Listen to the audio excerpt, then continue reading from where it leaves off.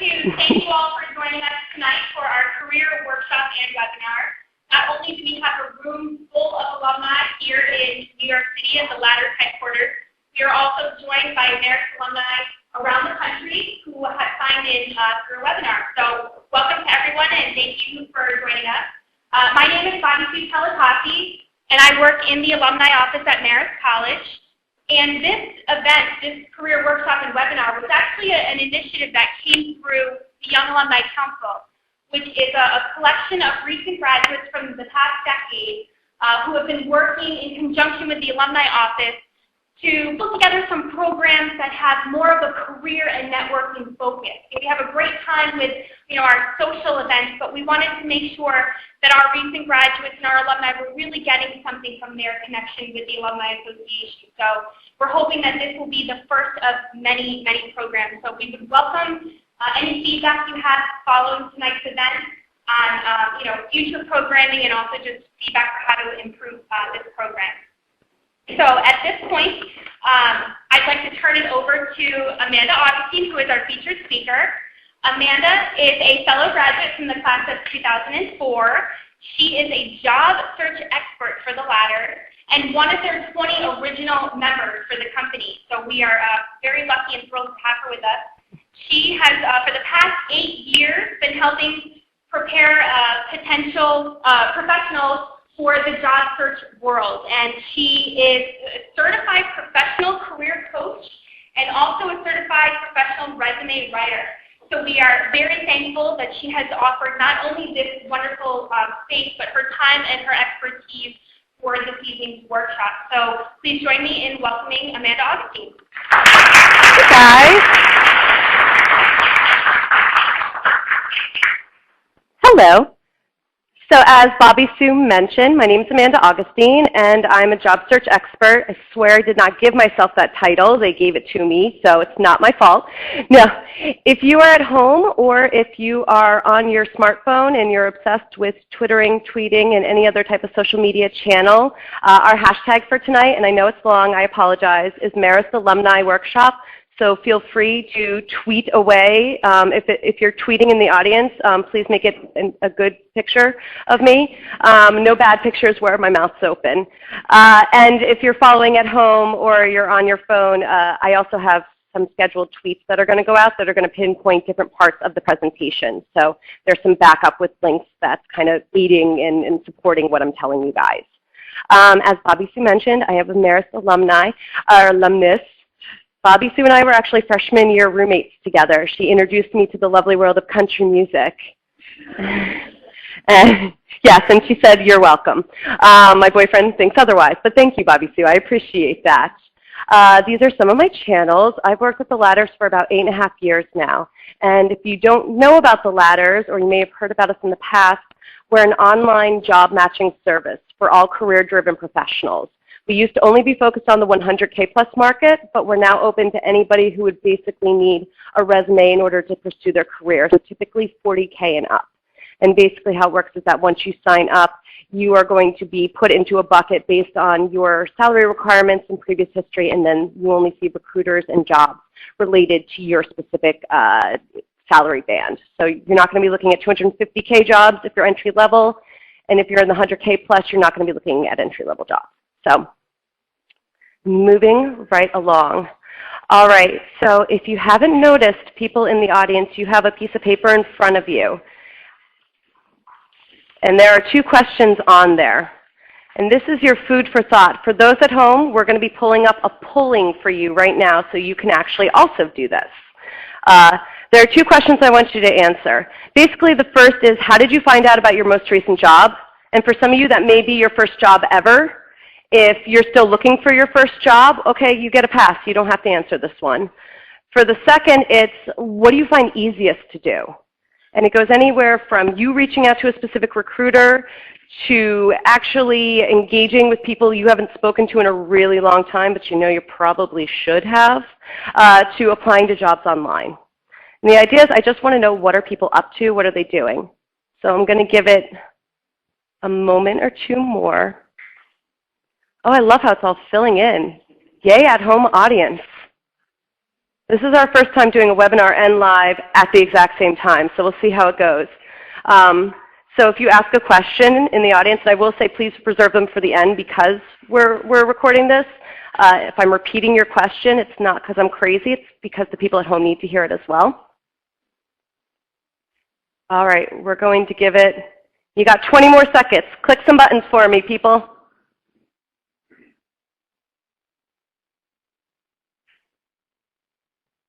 Pretty, okay, interesting.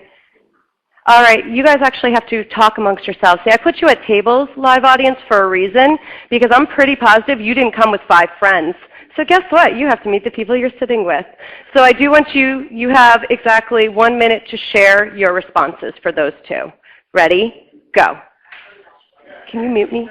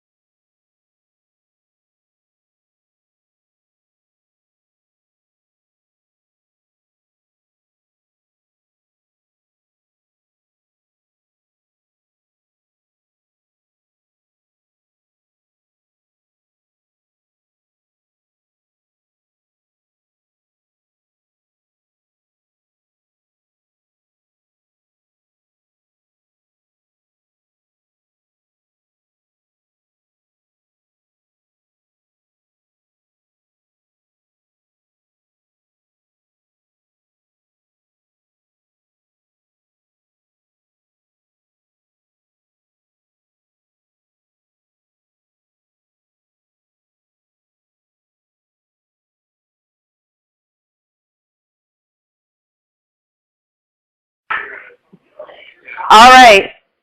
So this is my way of trying to make it interactive for at home and live. All right. So look at the percentages up there. Does this represent your guys' groups? Where the majority, are we feeling, is somebody in their network told them about the job? Someone in their personal network? Okay, cool. Can we see the second question? All right. Shocker. Who finds applying to jobs online the easiest out of these? Yeah, I mean, that's what I expect. It's so easy to hit a button these days, which is a good thing because you have access to so many listings, but it's a bad thing because now you are in a much larger pool of candidates for that competition.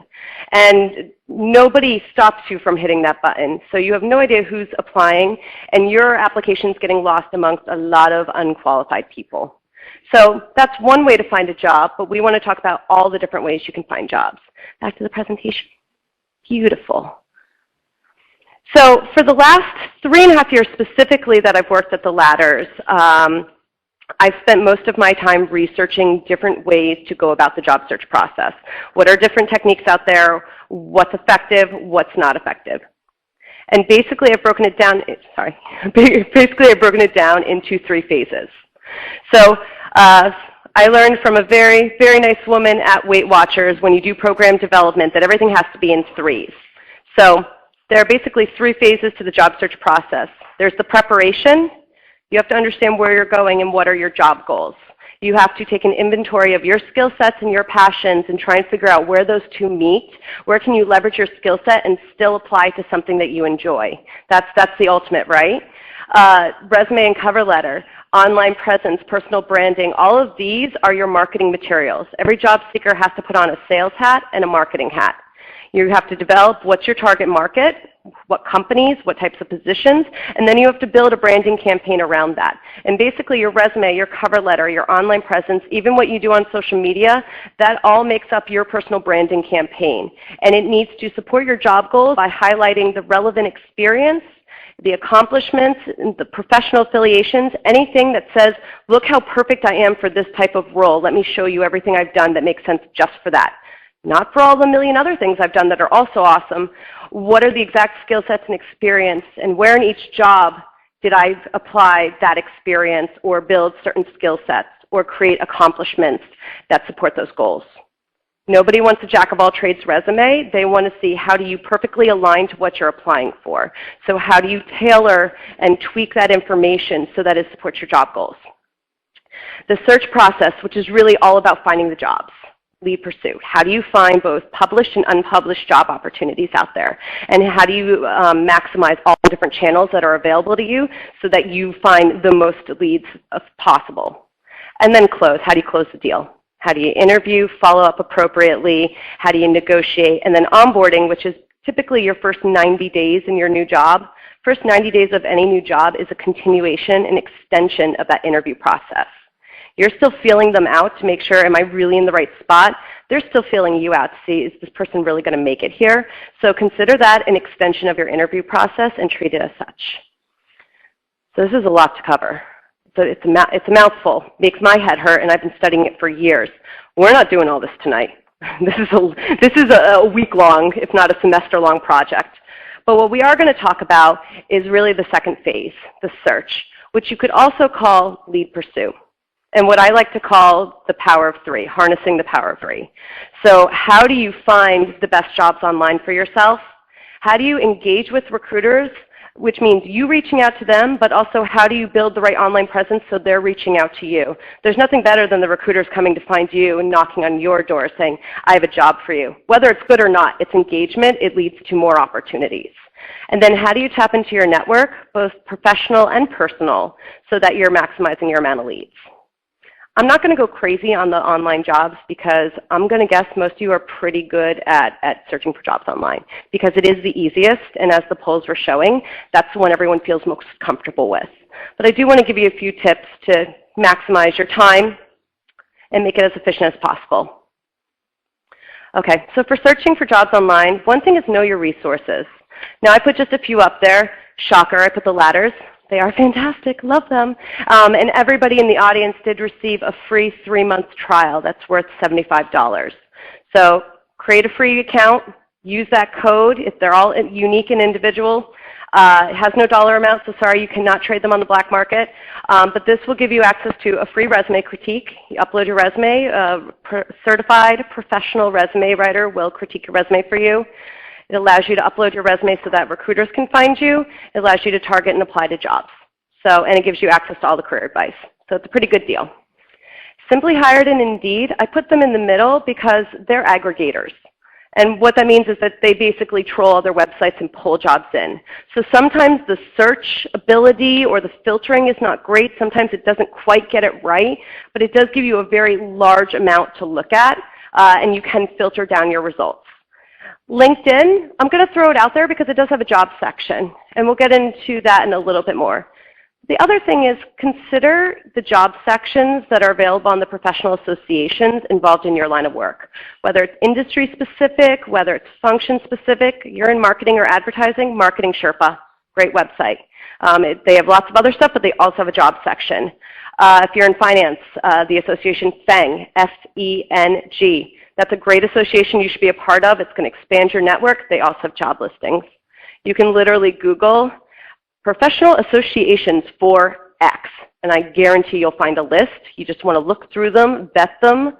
Don't spend all your money. Find one or two that really make sense and seem to have some good networking opportunities as well as jobs listed, and join those and get active. No better way to build your personal brand and meet relevant connections, assuming you want to stay in your industry. If you want to switch, even better reason to start joining those because you need to learn a lot. And then also, everybody forgets about Googling for job boards. You're so used to going to Indeed and Simply Hired because it's been drilled into your head to just go to these websites. Not every job ends up on them. I literally Googled job boards for healthcare, and it pulled a whole long list. And why I say this is a good idea to also find the niche job boards that are specific to your function or industry is because oftentimes you have the ability to upload your resume to these sites. If a recruiter is using that site, they're using it for one reason, for that type of job. So you want to make sure that you are showing up in all the right databases. So that's why I mentioned that. I should mention, as my mother always tells me, I talk fast and I don't enunciate. So those in the audience, just kind of give me the look if I'm going way too fast. Only 2 cups of coffee today, I promised. Just pure Amanda. The other thing is when you're on a website, test out different terms. Everybody tends to go by just the job title they're looking for. You may not know what the other variations of your job title are, especially if you're new to your career. If you are new to your career, one website, you have to write it down. I do not have it in this PowerPoint. wetfeet.com, WETFEET.com. A really great website. It's specifically designed for people who are just coming out of school, either entry level or from graduate school. And if you search on their website, Industry and Career Guide, they have this really great page that literally takes you through every function in every industry and shows you the goods, the bads, and the career tracks within those industries or functions. So you may not know what's open to you, and this gives you a lot of information, and it's not reading an encyclopedia. I'm talking about one page. So I really recommend them. If you're going on websites and you're searching for things, for instance, look for a term for a specialty you have. Perhaps you're bilingual. Search by bilingual for the job description. If you are in tech and you do Java, don't just search by job titles. Search for Java in the job description. If you just got your MBA, that's a good selling point. You can search for master's or MBA. Try different variations, but search by the job description. It's going to pull up a lot of different jobs. Whenever you have the opportunity, use advanced search because you can add different search features in. You can say, I want to look for this in the job title and that in the job description. If you're completely lost and you're not getting any results, don't be afraid to actually contact the customer service department and say, I'm trying to find these jobs and I get 0 results. Oftentimes, they'll actually help you set up your searches.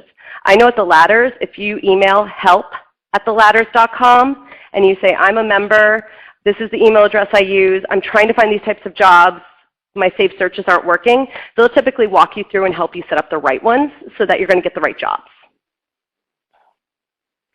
Know your parameters. Really think about how far am I willing to commute. Think about the commute. It's big. For instance, my friend was working and living out on Long Island, and he wanted a job in the city, and that's what he had to have.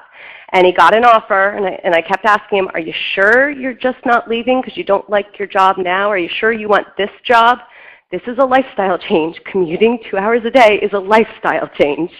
You have to understand that. He goes, oh, no, it's not. Yeah, he quit that job, by the way, 4 months later. You think about these things. What's realistic? Salary range. Go to salary.com and payscale.com because they'll actually tell you what's a reasonable fair market value for X type of job in this industry, in this city, with this company size. Understand what's actually realistic in today's market because it's different than it was 5 years ago. The economy's been up and down and up and down. What you assumed is the reasonable pay may not be the fair market value today, so you need to know what that is so that you can be realistic on what you're looking for, and so you don't maybe take out jobs that you or take them out of your search criteria that may be really good for you. Doesn't mean you can't negotiate higher when you get in there after you prove your value, but you first have to see the job before you can actually interview for it. And industry, company size, think about those things. We talk a lot about in recruiting about the 80-20 rule. There's an 80-20 rule for everything, I swear.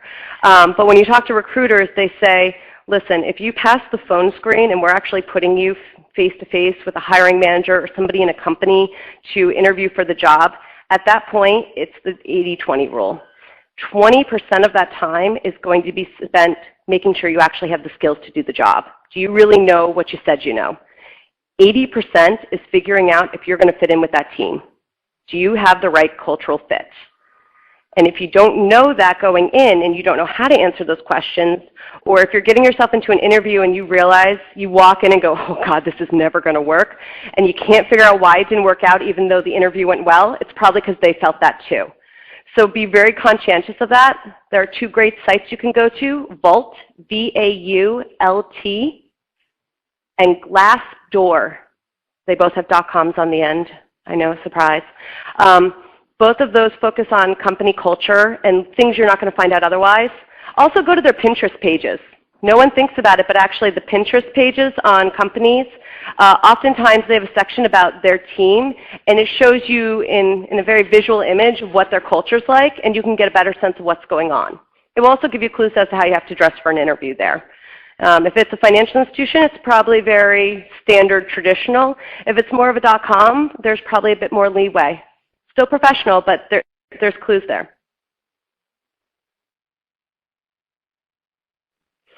Don't forget about Twitter. Now, just show of hands, you cannot write in this.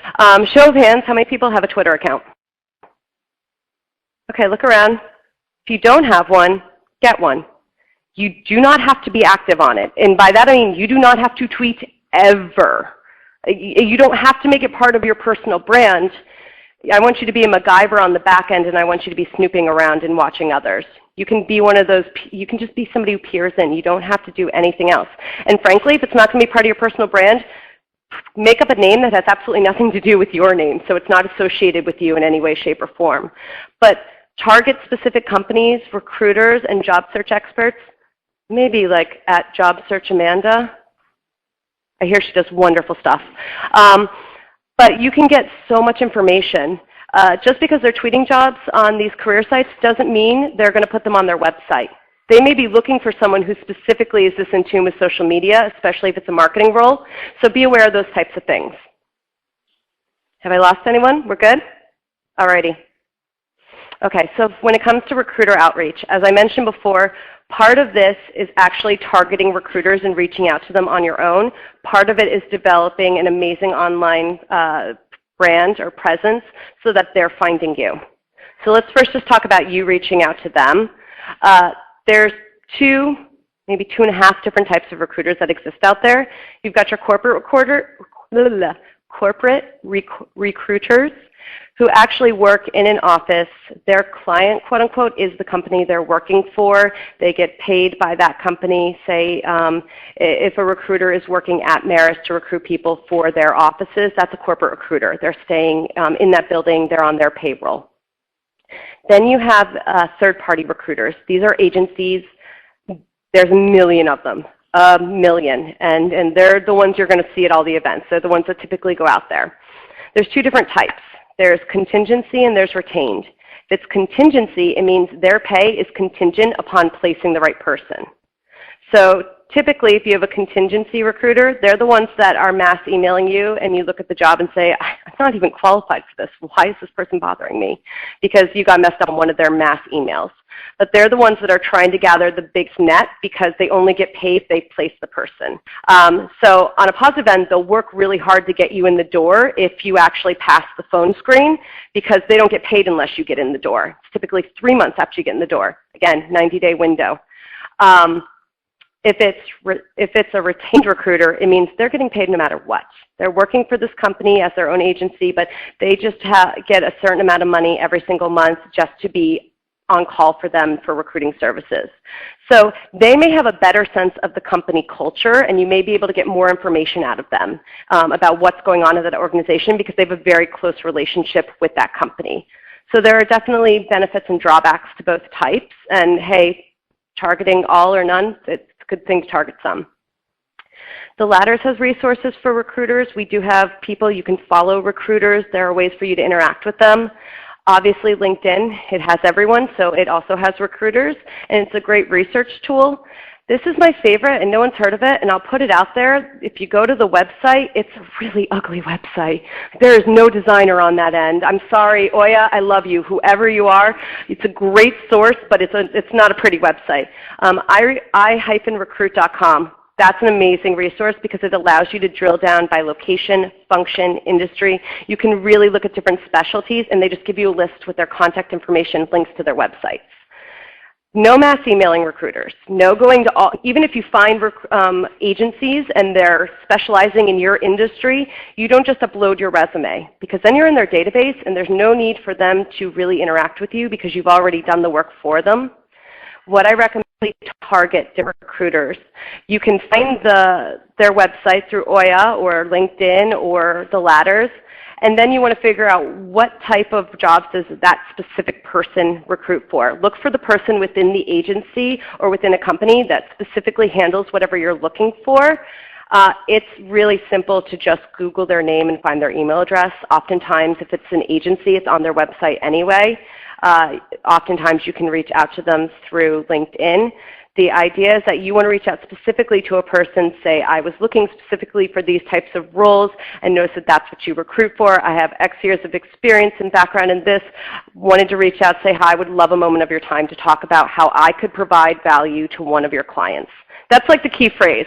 I would love a moment of your time to discuss how my blah, blah, blah experience could provide value to one of your clients. I look forward to speaking with you. But this is a way for you to initiate the conversation instead of waiting for them to come back to you. You can't guarantee that they're going to find you. But we do want to talk about, they are looking. Okay. So for the live audience, I have a cheat sheet because there's a lot of numbers coming up. I can't keep them all straight. But 92. There was a survey done between May and June of this year, 2012, by a company called JobVite. And they basically asked 800 plus HR professionals, employers, and recruiters about their social media habits, specifically when it came to recruiting. 92% of them said they use social media to find their candidates. So if you're not doing it, you're missing out. 73% of companies found a new hire through social media, LinkedIn being the highest, 89% of those people. So if your LinkedIn profile is out of date, if it doesn't have the right email address that's showing, by the way, it's not always the one that your account's set up under. It's whatever one you have viewing. I found that out the hard way. Be careful of that. If you have a photo that's a webcam shot of yourself, it is not helping you. If you have a photo of your dog up there, it is also not helping you. You think I'm joking, but I've seen it. 86% of recruiters admit to reviewing candidates' social network profiles, whether or not the candidates give them that information. If you do get in for an interview, or if you apply for a job and they think your resume looks good, they're first going to search you online and see what's going on. And they're going to look at what you're doing on Facebook and LinkedIn and what you're saying and what you're doing and what photos you've posted, whether you gave it to them or not. That's why I actually recommend your LinkedIn URL should be on the top of your resume with your other contact information. Don't make them guess, especially if you have a common name. God forbid somebody else has the same name as you and they worship Satan on the, or do something really, sorry for all those out there, I know I'm going to get in trouble for that. But for whatever it is, you don't want to be mixed up with somebody who does not represent the brand you're trying to portray. 80% of recruiters want to see your membership in professional organizations. So make sure on your resume there is a section at the end that shows your professional associations, as long as those associations are in line with your ultimate goals. And also make sure you join any LinkedIn associated groups related to those, because a lot of times you can be a member of a professional association and then they have a LinkedIn group to support it. Make sure you're a part of that because you don't know where they're looking at you, if it's through a candidate database or if it's online through your LinkedIn profile. 70% have turned down a candidate based on something they saw on their social media profiles. And P.S., poor grammar scored worse than alcohol consumption. They were more upset and thought worse of you for misspelling things than if you had a picture of yourself, drunk at a party.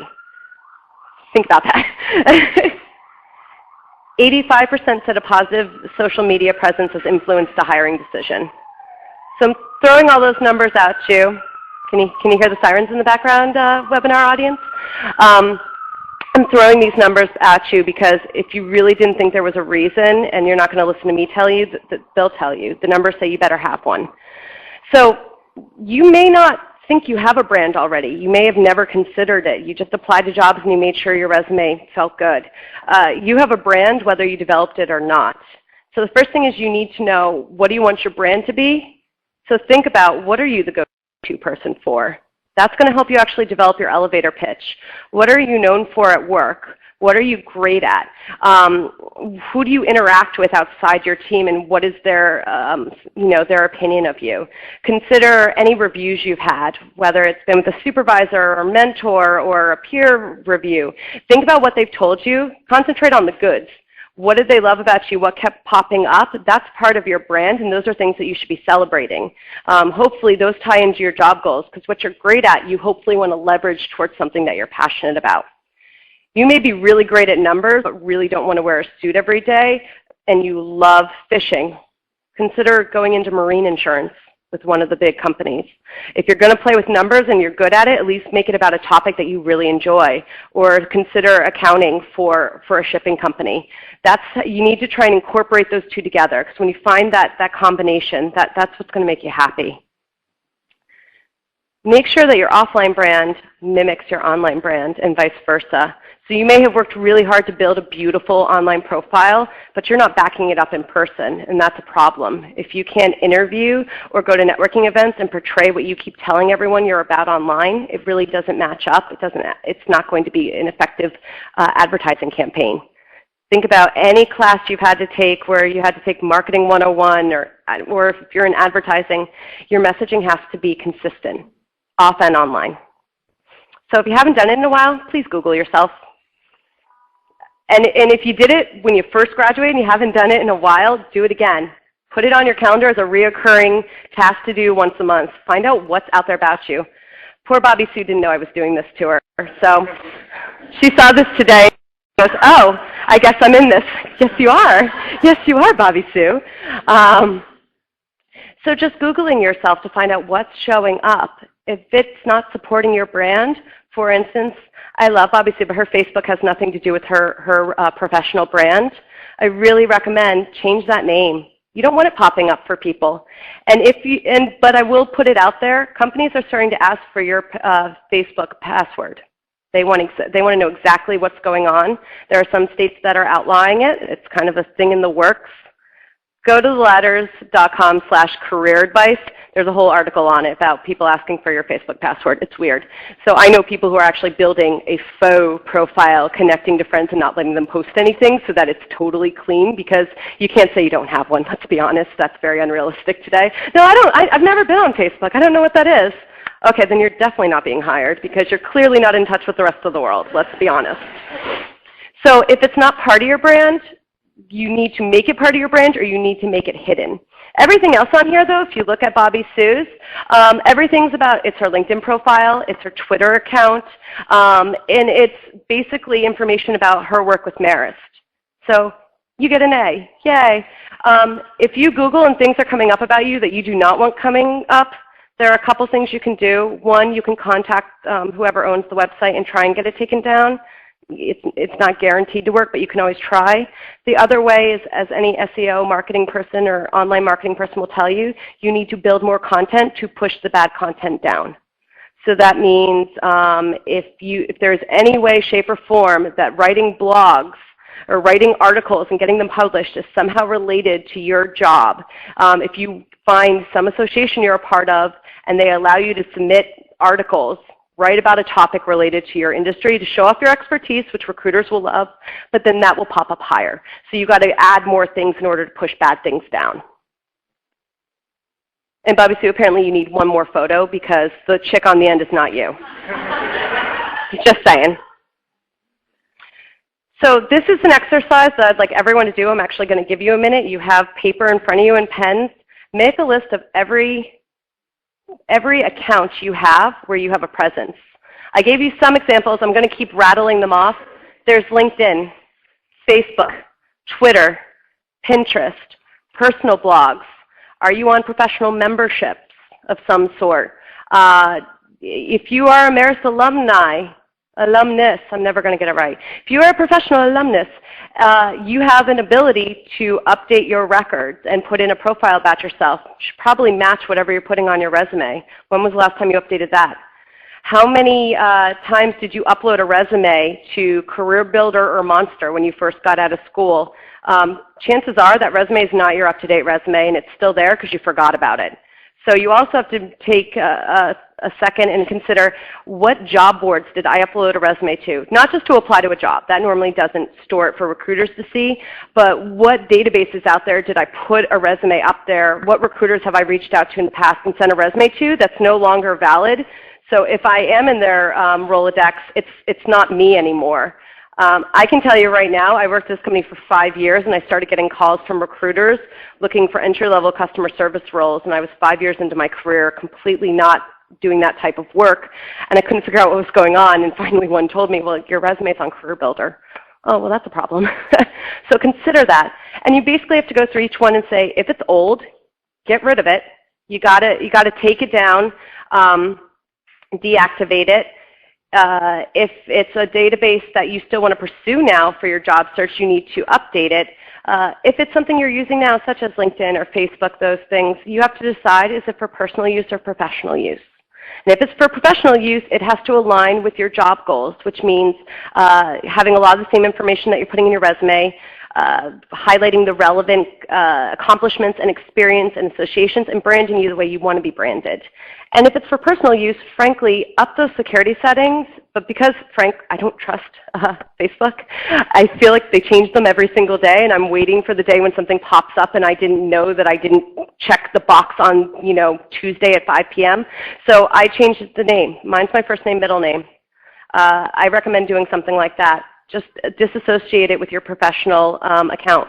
Doesn't mean you still can't use Facebook to find people that you know and see what they're up to. It's just that's not the place where you want random strangers who are checking you out to see you. That's the difference. Does that make sense? Okay, still with me. All right.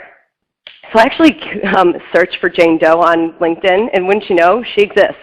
So I'm guessing there's another career services kind of person out there who made this for the exact same point.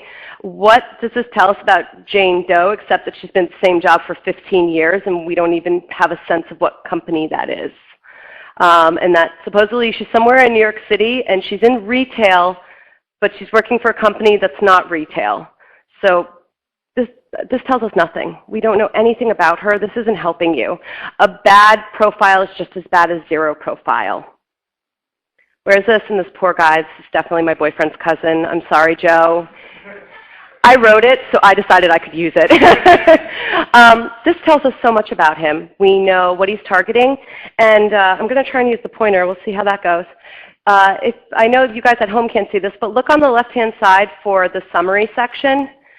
Every resume should have a section like this. It's not an objective. You don't write objective. This is supposed to basically put in all the fluff words that keep coming up in every single job description you want to apply to, where they're looking for detail-oriented, works in a fast environment. Whatever those words are, you're baking them into this little paragraph, and this is supposed to show basically what you're great at, passionate about, and how do you provide value to an employer. Why are you good for an employer? It's all about them. You need that paragraph in there because that tells people what you're after. You need that in your resume because that's going to help you not get screened out through a piece of software called ATS, or Application Tracking System. Chances are your resume is not being seen by a human the first time you apply to the job.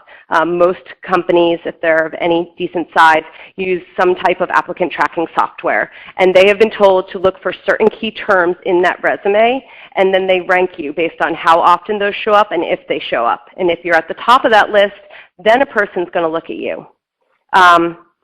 We did a research study, I guess back in spring maybe, at the Ladders, where we actually watched recruiters' eyes as they looked at resumes. We call it an eye scan study, because we wanted to know how long they look at the average resume and what they're looking at. And we asked them, how long do you think you spend looking at every resume on average? And they said about a minute. The research came back, you get 6 seconds. They look at your resume for 6 seconds before they decide, yes, I'll put it in the pile to look at more closely because this looks like it could be good, or I don't have time for this, it's completely not a fit, or I don't care, gone. So you have 6 seconds to make the right impression. Your online profile is very similar. So you want to make sure it's clean, you want to make sure it's targeted. Keep those things in mind. And I look at the section, or highlighted this section over here, the groups and associations, because we're getting into networking. The whole point of, well, there's 2 reasons you network. One is to build your contacts, and the other is to help you move your career forward. Definitely join groups. You could join a million groups. There are a million out there. As Bobby Sue would like me to mention, the Marist Alumni group has over 5,000 members in theirs. That's a great way. To be honest, actually, people who are alumni, I hate that term, sorry guys, but if you've gone to the same school with somebody, there is that affiliation with going to the same school. They're actually very likely to help you out.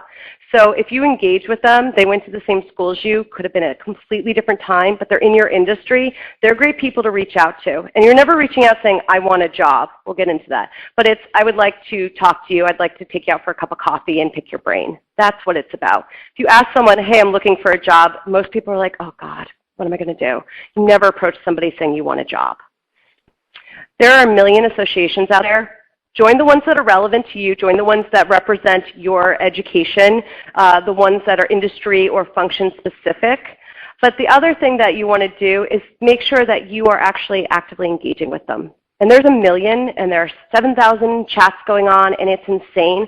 I say pick 1 or 2 that are the most in line with your career goals, so something very function or industry specific. And those are the ones you want to actively engage in, because this is a way that you can extend your personal brand by posing questions, answering other people's questions, commenting. The idea is that you're going out there to show that you have some expertise and knowledge, and proving that what's on your profile is actually true, that you know something about it. The other part, recruiters troll these all the time. I have a large group of friends who are recruiters, shocker, given my job. And it's so funny because every time they switch jobs, if they're targeting a new type of job seeker, all their groups change. Everything changes to whatever they're recruiting for. So it's no reflection of them. It's a reflection of who they have to find. So they're actually looking for people who have a point of view and are talking about their experience and posting their articles and so forth. So this is a way that you can extend your brand. And this is a look. This is Recruiting Professionals Network. No, don't join Recruiting Professionals Network unless you are a recruiter. But this is to give you an idea of the conversations that are going on. Also, if it's industry specific, oftentimes recruiters will say, I'm looking for someone with this type of experience. Do you know anyone? And oftentimes those aren't posted anywhere. So they're putting it out to a specific niche market that they've determined is a good fit or is likely to be a good fit. So this is another way to find jobs that you may not find posted anywhere. Okay, so we talked about one part of networking is actually making contact, basically growing your number of contacts. Whether they're in your field or not, the idea is to meet as many people as possible and to create meaningful relationships. So if you haven't actually exchanged contact information with the people that you're sitting with, people in the live audience, that's a disservice. You had 30 minutes before this started. Think about that. Did you remember one thing specifically about them? I'll tell you right now, whenever I meet someone and we exchange business cards, I try and use their name 3 times, so I try and remember it when I'm talking to them. I try and ask them something about what's going on in their lives. Typically it's chit-chat because, I mean, you're not going to get into your hopes and dreams in 5 seconds, let's be honest. But as soon as I'm away from them, and I will literally just go to the bathroom, I scribble on the back, likes banana bread, husband's really into the Jets. Random things like that. And then when I put them in my contacts when I get home, I put that in the notes section so that should I see something that would appeal to this person, I have a reason to reach out to them that has nothing to do with me looking for a job, but it keeps me top of mind and it re-engages in the conversation. The other point to that, oh, I skipped ahead.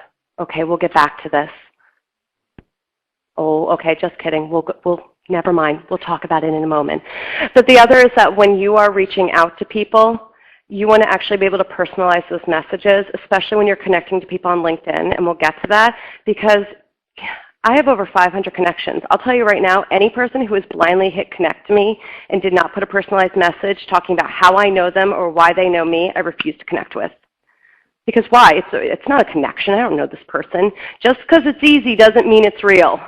So keep that in mind. You actually, and you want to jog their memory, because I've gone through, my boyfriend was looking for a job, he was interviewing, I was trying to find somebody that I knew that was working for that company. So I did an advanced search on LinkedIn, looked at my first and second connections, and I found that there was a woman I somehow was connected to who was connected to someone who worked at the company. And I looked at her name and I was like, I don't know who this person is. How did I meet this person? I'm looking at her profile and it's still, nothing's ringing. I went to my sent connection request and I wrote, hi Anne, it was so great to meet you at the blah blah blah conference in May. Thanks so much for telling me about the information at Cornell. I'll definitely have to get up there. And I was like, oh, that's why. So when I actually reached out to her and said, hi, I don't know if you remember me, we met at blah, blah, blah conference, you were going to give me that information, random question, was looking for blah, blah, and it went on, and she responded and got me connected. I hadn't seen or spoken to this woman in 5-6 months. It wasn't like we became best buds, but I was able to connect it. So keep those things in mind. And just remember, it's not just online.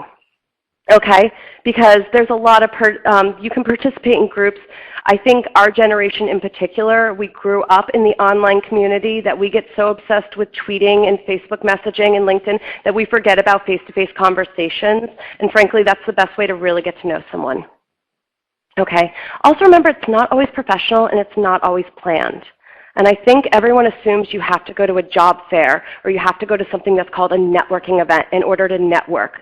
I'm sorry, networking events, the ones with the little hyphens on either side, or air quotes rather, those are some of the most uncomfortable ones, and those are the ones that are most difficult for people to really go to. Remember that any opportunity is a networking opportunity. So you're going to be going to a lot of holiday parties right now, friends of friends, your significant others. You can just talk to people. You don't have to talk about your job search. That's not the point of it. If you'd like a planned one on January 10th, blatant advertisement, blatant advertisement. I call this the career event on crack. It's going to be from 9 a.m. to 3 p.m. at Grand Central Terminal. It's set up so that you can show up at any time, but if you RSVP, you can have an opportunity to be matched up with recruiters who are recruiting that day. So if you match with one of their recruiting needs and you RSVP right there, you can be set up for an actual appointment with a recruiter, but they're also going to have networking going on. There's going to be a million presentations by different career specialists and recruiters. I'm going to be doing live Q&A the whole entire day, 6 hours straight. It's going to be a lot of coffee. But it's a really cool event and it's completely free. So if you're looking for something or you have a friend who is, it's in Grand Central. I know the giveaways are cool, so check it out. Other options to consider, there's actually a great resource from Marist alumni that you can check out. Definitely check out the events they're holding. It can be sports, it can be fun, it doesn't have to be professional. The idea is that you want to meet people and not just meet them, but when you talk to them, you want to be able to pitch yourself in a casual way.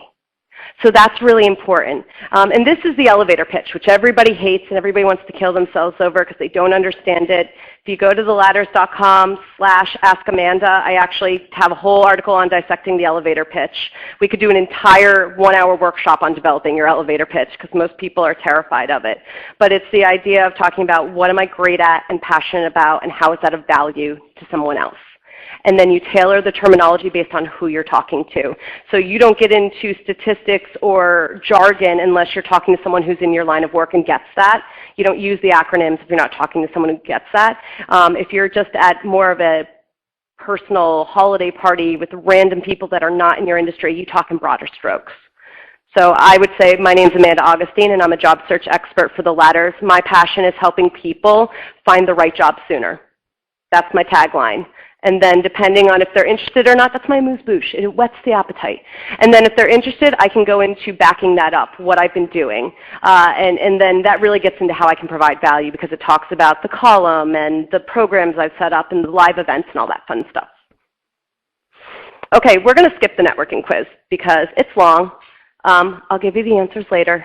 But basically, the one thing I'd say is if you're going to go to something that's actually a networking event and it's one of those stand around I know no one events, the best thing to do is find the other person who's standing around looking awkward and go up and go, isn't this freaking awkward? And start talking to them because that's the easiest way to do it. If you are an introvert and you're shy and this stuff scares you to death, your first assignment is to go to an event and stand in a corner, and you are supposed to find the most confident, outgoing person there is. And your job is to observe them. What are their mannerisms? What's their tone of voice? How are they standing? What are they saying? Get a little close enough so you can kind of just listen on the outside. And then your next job is at the next event is you have to imitate them for 30 minutes. Fake it till you make it. If you don't know how to be confident, you got to find somebody else who is, and you got to copy it until you feel it yourself. The idea is actually connect with these people once you meet them. That's very important, right? It's great if you have a conversation, but if you don't follow up via email and remind them what you learned about them and how you met and actually connect with them later, you can't use them as a research tool. My favorite thing in the world to do, especially for people who don't know what to do with their lives and they're trying to figure out where does their experience translate to other industries or other worlds, do an advanced search for someone who used to work at the company you work for in a similar function and see where else they've gone. Best way to find out. But you got to be connected to lots and lots of people in order to see some of those. The best part is if you find someone who's a first or second connection, then you can invite them out for a cup of coffee and pick their brain and figure out how they got there. Not asking for a job, you just want to know how they ended up there and how their experience translated over. That gives you ideas on what you can do with your career. And this is the personalized message. And this is one, I met this guy. He has a really cool website for interns, actually. He's just starting it up. Hunter Diamond. And I met an event. I made sure I wrote something. I want to know what he's doing. And he emailed me back, and we're going to meet up for a cup of coffee because I want to get involved in his work. I want to start publishing on his website and helping his clients. Very simple. I may or may not have also included my Twitter handle. Shocker. So we talked a lot about part of it's just gathering connections, but the other part is then actually making them useful for your job search. So there are two types of people who are in a really great position to help you. There's the ones that are in your immediate circle who are actually in your professional network, assuming that you're staying within the same profession. So thinking about former colleagues, they're very helpful because they have no loyalty to your current company anymore, so they may be more inclined to help you and keep your search on the down low. Clients, vendors, suppliers, you get the idea. People who you've worked with who understand and know what you're capable of doing in your profession and also probably have their ear to the ground as to what's going on in your line of work. So you want to go through that list. Again, this is why it's great to actually have added them as contacts because you can see where they've moved, what's gone on, et cetera, and so forth. They also are more likely to be connected to a company that you're targeting because they'll probably have connections in their professional network that are related. But you're looking for people who actually are in a position to hire you or in a position to know about openings that are coming up. So that's the obvious one, right? Here's the not so obvious one. This is what I call your weak ties. There was a research study done, I don't remember when, so I apologize, but basically, of those people who found their jobs through a connection, 80% of them said that that connection was a mere acquaintance. It wasn't a best pal. And the idea being, you and your best friend have similar circles, you run in similar circles, you know all the same people. Their reach, not that far from your reach in terms of knowing people. But you get an acquaintance who you kind of know, a friend of a friend that you may not have a really great connection with or may not know very well, their reach is going to be much greater because they have their own social circle that you're not a part of. So who knows who they're connected to that's outside of your given network but within your line of work. So that's really important. In order to find these people, you need your social butterflies. You know that person. It's the person who runs in a million circles, who loves to connect people, who's always having parties. If you can't tell, I'm one of those. If you read The Tipping Point, they could talk about power connectors. It's the same thing. You're looking for your people who are involved in everything and anything. If you can't figure out who those people are, make a list of 50 people you know. They cannot be family members. Sorry, that doesn't count in this exercise. But people that you've been introduced to, 50 people that you've met through someone else.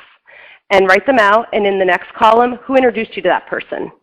In the next column, well, who introduced you to that person? You do it 3 times out. Start looking for the patterns if you can't figure out who your social butterflies are. I can tell you right now, my friend Maggie, my friend Frank. Maggie rode career with me at Marist. Yay!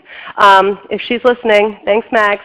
And another woman I graduated with, her husband Frank. They know everyone. If I was going to look for a job, first thing I'd do is sit down with them because they know everyone.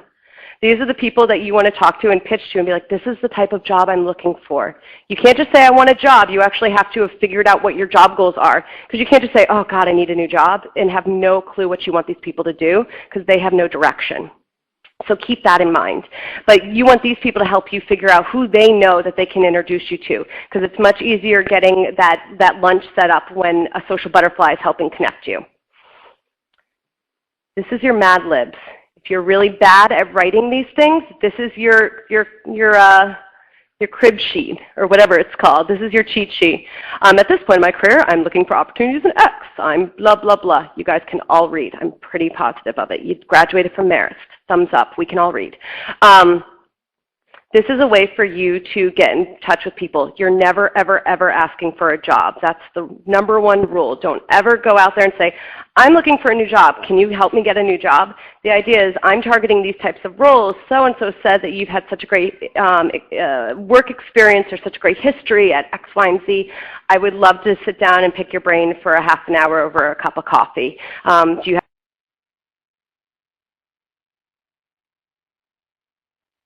around this holiday time, sometimes companies actually, things slow down. Some it's super, super busy right now. It's the end of the year. If you're in finance, corporate finance, you may be closing the books. If you're in sales, you probably have quotas to hit by end of year. But if it's a different industry, a lot of them start slowing down. So this is a time when they may have an afternoon or to have a cup of coffee with you or a glass of wine after work. So this is important. See their smiling faces? Don't they look like they're having fun? Oh, happy. It's not supposed to be a stilted, contrived conversation. If you're going to come to one of these, yes, you should be prepared. These little chit-chats that I'm mentioning, their technical term is an informational interview. And for those of you who are live, you're going to get a piece of paper that actually breaks down an informational interview. For those of you at home, we'll make sure you guys get the same resources that we're handing out afterwards. But make sure you're prepared with actually some questions. Do your research. It's not an interview, but you want to have some starter questions lined up so that you're getting information.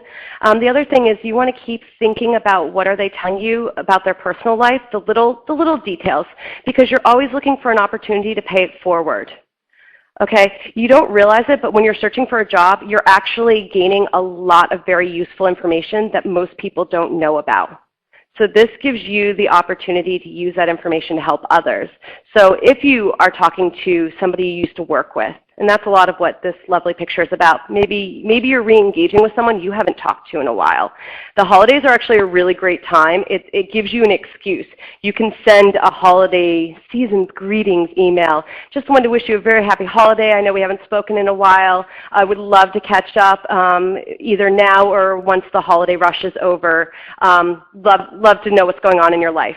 There is absolutely no mention of I'm looking for a job. It's that I want to catch up. And your first conversation is just going to be a catch up. You are literally just going to be having a nice chit chat and learning about them so that you can find ways to add value to their lives. And you can give them information. Did you know so-and-so is hiring? I saw an opening. It wasn't great for me, but it might be great for you. The other thing is it can be personal. You know they're planning a vacation and you've been to the same location. Send them a restaurant recommendation. I mean, it's little things. The idea is you're keeping the conversation going and you're trying to form some sort of meaningful connection so that it's not as stilted, because I know these things can be very stilted. But you'd be amazed at how many opportunities you'll find out about that never, ever get published anywhere. They don't get tweeted. They don't go on LinkedIn. They're nowhere to be found because the job market is so saturated. So if it's a really hot role, they're afraid to post it. And the only way you're going to find out about it is if you're actually talking to people. So that's your clue. Something interesting, there was a study done. Women, by nature, are better networkers. Men have stronger networks, because 80% of the senior roles in the United States are held by men, and we naturally network more with people of the same gender. Women actually, without even knowing it, try and combat that. We typically have 50-50 male-female networks. Men have predominantly male networks. Because the jobs are flowing from the execs downward, men are more likely to hear about them. So for those ladies out there, you have to think about you need to try and manage that over your network. Now you may luck out. You may be in an industry that is predominantly women. Good for you. A+, you're good. The rest of you out there, something to consider. You need to continually build your networks to overcome that, because you're not going to find out about them, especially if you're in a more male-dominated industry. So again, the one thing I'll say is that I gave you 3 different ways, right? There's searching for jobs online, there's engaging with recruiters, and there's also engaging in your personal and professional networks. And the 2 on the bottom definitely require you to be proactive and engage with people and actually take it upon yourself. But they also force you to have a very strong online brand that's going to support your job goals and your experience and really what you're after. So there's 2 sides of that coin. The one thing I'd say is that some of these you're going to find comfortable to do. Some of these you're going to find very uncomfortable. You need to test them all out, and you need to spend time with all of them. And you need to do them in conjunction with one another. Because again, there was a survey that went out, or a research study that showed, depending on which one you're looking at, if you apply for a job and you have an employee referral, you have a 1 in 7 or a 1 in 10 chance of getting a call back for an interview. And that means either you gave your resume to someone who passed it in, or you knew somebody in the company and you were able to include their name on the application, which oftentimes an online application will allow you to do. 1 in 7 in 10 chance. If you just apply blindly without that, you have a 1 in 100 chance of getting a call. So you're 10 times more likely to get a call back if you utilize your network in conjunction with an application, which means if you're not building your network and you're not adding contacts, you don't know if you know somebody. Everyone I know that I've helped build a LinkedIn profile that said, I don't know anyone who's out there, it's ridiculous. Well, everyone in this room and everybody who's listening to this webinar is going to have one, so start looking. Definitely look for previous companies and associations and your schools, but you'd be surprised. You know many more people than you thought you did. Connect with everyone and anyone. And that's it. We will have questions. Bobby Sue will keep me in check. For anyone who asked me a question in the live audience, I'm going to repeat it so the people at home can hear it. And then Bobby Sue's also monitoring for people who are typing their questions. You can type them in that little public chat section on the bottom left-hand side of your page, people at home. And Bobby Sue will pick some of those for me to answer as well. Yes, Stephen. Could you possibly go into some more finer detail for getting past that 6 seconds barrier that someone puts in a resume, because running a good resume is difficult. An exercise in that. Yes. So the question is, I want more tips and details on writing a resume that's going to get me past the ATS system and help me pass that 6-second screen. So the first thing is, make sure you know your job goals. You really have to be clear on what you're looking for. You can't just write a resume. You have to write a resume with certain job goals in mind. I recommend doing a search and getting a bunch of jobs that, even if they're not in the same location, just look very broadly for jobs that you think you'd be a good fit for or you want to pursue, and print them out or scan them, and you're looking for the key terminology that keeps popping up. If those words are not incorporated into your resume, you're probably never making it past that scan. If you have a job title that is very specific to your company and no one outside of it would have any clue what it means, you can put in parentheses next to it what it would mean in the real world so that it makes sense for what you're targeting. I've had some crazy titles at this company. Manager of live events and recruiting. I was a program manager, but nobody outside this company would have known that. Our customer service group was called Community for the longest time. Those kids were in so much trouble when they were trying to write resumes because no one knew what a manager of community was. It's the manager of customer support. That makes it a lot easier. Always give context to the companies and think about it in terms of what you're targeting. So make sure that if you are trying to change industries, you always want a one-liner about the company, but you want to downplay the industry of that company and play up its size or something related to that, or its revenue, hopefully, which is in more alignment with the companies you're targeting. That's one of the top.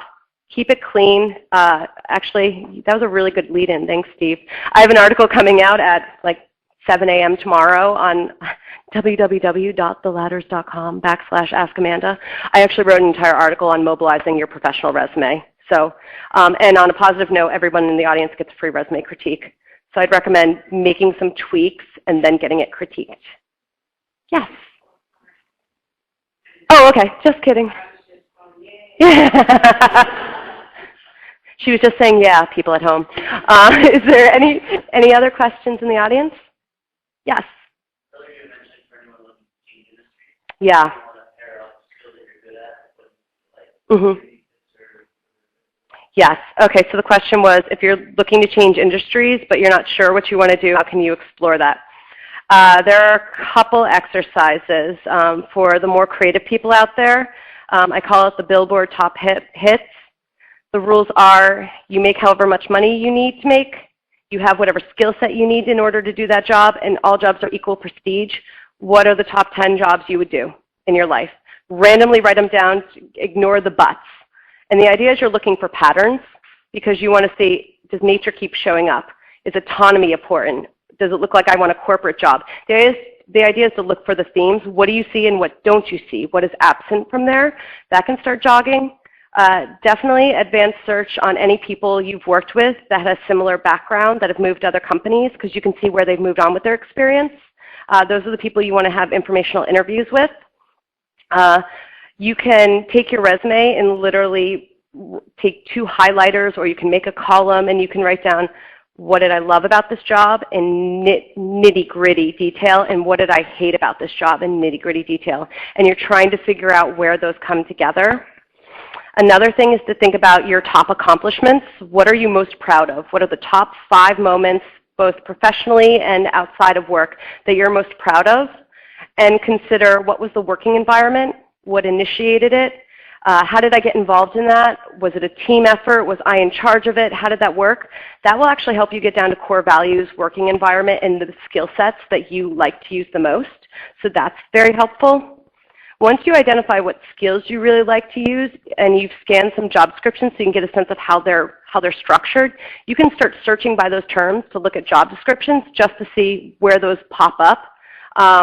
If there's anything that you're the go-to person for, you want to search for that, because that can be applicable other places. I also recommend, if anyone's early in their career and likes a fast-paced environment, look at startups, because you tend to wear a lot of hats when you join a startup company, so that you get exposed to a lot of different things, and you're going to learn a little bit about a lot of things, but you won't learn a lot about one thing. So it will help you explore opportunities and then hopefully guide you down one path. Bobby?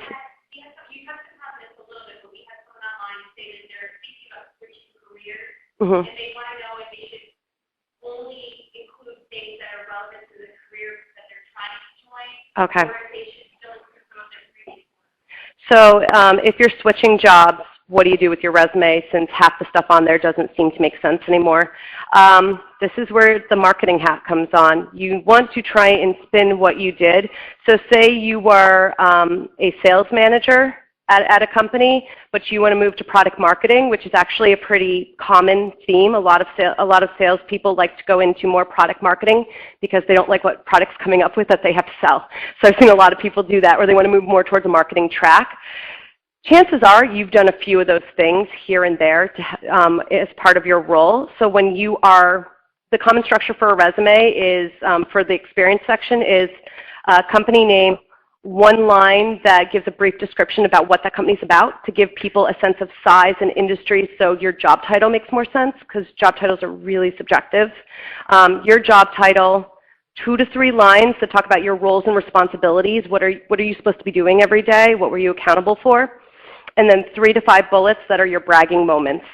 What were your results? What did doing that work actually come out with? What are your accomplishments? So when you're building those roles and responsibilities, obviously you're going to have to mention sales, but you want to bring up any point where you did marketing stuff. So the idea is to slant everything towards your goals. The other thing, especially if you're out of work and you're trying to fill in holes in the gaps in your resume, consider volunteering. I swear. It's great. You want to try and volunteer and actually apply your skill set. So if you're in finance, there are plenty of nonprofits that need help with finance. If you're in sales and marketing, they're always looking for people to help with their development efforts to raise money. There's always a way where you can apply your skill set to some type of nonprofit. So look for a nonprofit that's either in a similar industry as yours. I mean, I luck out. Mine's pretty easy because there's lots of nonprofits out there to help people find jobs. But if it doesn't exist for you, then something you actually care about, because at least you're helping an organization that you're really passionate about, and you may find your career through that. Yes? I have to do it. So I work at a small company, and there were many. So now when I'm applying for jobs, I'll apply for marketing, for really good tech marketing. So someone wants to tell me a different resume for a different job, or it could be one company and then a job will be then 2 months later I had to do a new resume. Right. So what do you do if you've worn many hats and you could do a lot of different things, or you have a very broad level of experience and you're applying to jobs and you could go different directions? Should you have completely different resumes? And what happens if they're at the same company and you're submitting different resumes? I think everyone should have one standard resume that does get tweaked here and there based on the application. If you can apply or you're very well qualified for two completely different roles, that's a problem. You really got to pick what direction you want to go with your career. So which do you prefer?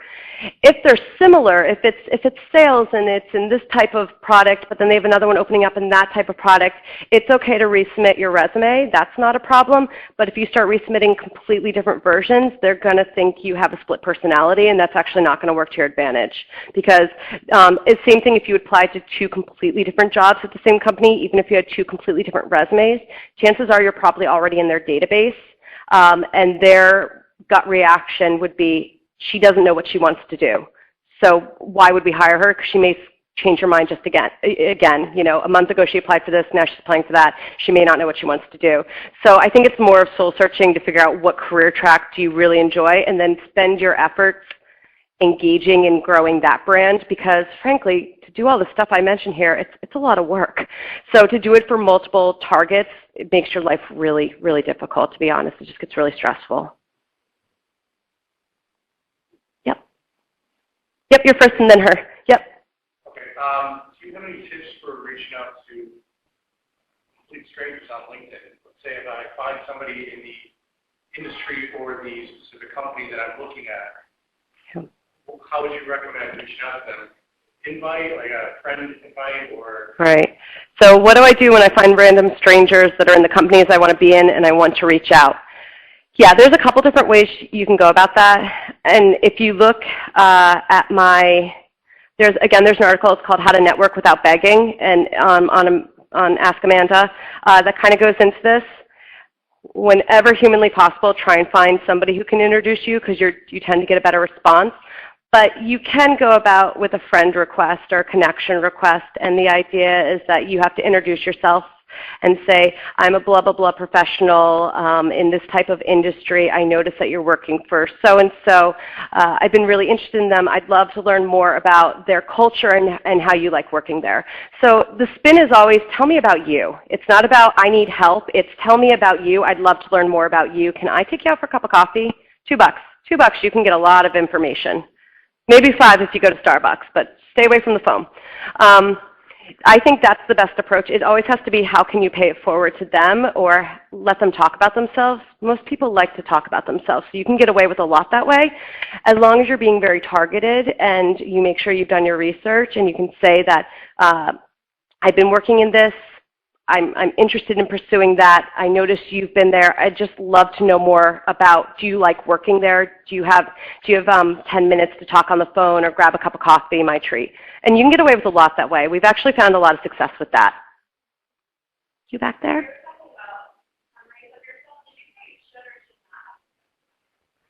Okay, so the question is, should you have an objective on your resume?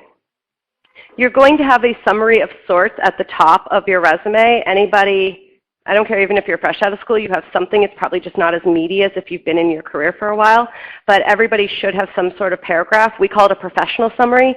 It's not an objective because it doesn't start out saying, my objective is, or objective, colon, to blah, blah, to obtain a blah, blah, blah role where I can utilize my skill set. Yeah, no. So the idea is you should have something there, but it shouldn't be an objective. The idea is it should be talking about, what do I bring to the table? What am I passionate about? Why is that of value? This is a random thing to put out there. If you have a certification that's important to your career, or an MBA that's also considered important for your career, because chances are those things will end up on page 2 of your resume. After your name on the top of your resume, put comma and the acronym. If you go to my LinkedIn profile, you'll see it says comma, CPCC, comma, CPRW, because there's no guarantee they'll actually scroll down to the end.